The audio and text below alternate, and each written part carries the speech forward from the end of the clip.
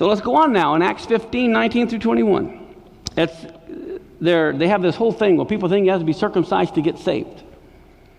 So they're coming to a decision here. And they say, wherefore my sentence is that we trouble not them which from among the Gentiles or turn to God. Now, what does it mean, don't trouble them? Think about that for a minute. What does it mean, don't trouble them?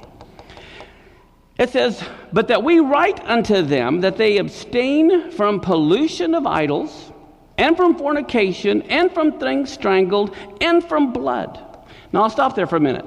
A lot of Christians take this and say, okay, see, the rest of the Torah has been abandoned. All we have to do is abstain from pollution of idols, fornication, things strangled, and from blood. Okay, so let's take a look at this next picture. So what they're saying is, okay, all you pagans, you can keep doing all your pagan things, and you can go to heaven. You can remain pagan, and all you have to do is just don't eat blood and things strangled. Now, does that make sense? Of course that doesn't make sense. This is so misinterpreted, this verse. Of course God's not saying, okay, all you pagans, you can keep doing all your pagan rituals. Just make sure you don't eat blood. Just make sure you don't eat anything strangled.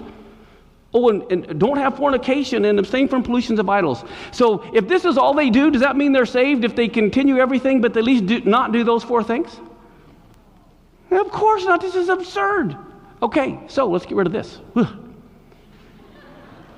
Here is what he's saying.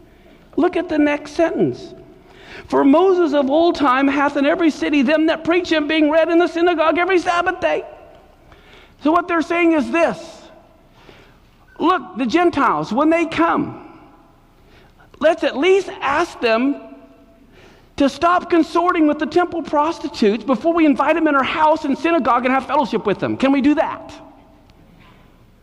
It had nothing to do with salvation. If it had to do with salvation, then we're saved by works again. So none of those things had to do with salvation. The problem is, before you invite these people into your home, into your synagogue, don't you think you at least ought to stop worshiping the goddess Diana?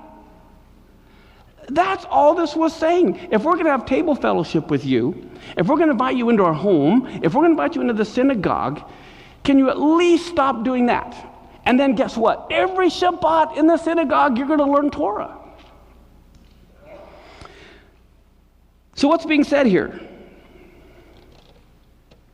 I have written down here, let the pagans keep all their heathen rituals as if they never heard the gospel, which is the good news that Gentiles are grafted into Israel. Just let them add faith to all their pagan rituals. But let's make sure that at least don't eat things strangled or eat blood, fornicate, and don't worship idols.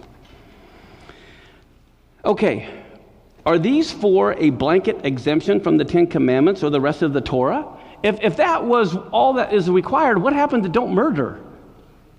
What happened to honor your father and mother? Those things in Acts 15 had nothing to do with salvation. They had to do with table fellowship. So these are not a replacement for Torah. These are the minimal requirements that would allow for Jews and Gentiles to congregate together in a synagogue. And get a load of this. All these requirements mentioned in Acts 15 related specifically to the pagan worship in their pagan temples. The Gentiles had to at least quit consorting with the goddess Diana's temple prostitutes before being allowed to come into the assembly.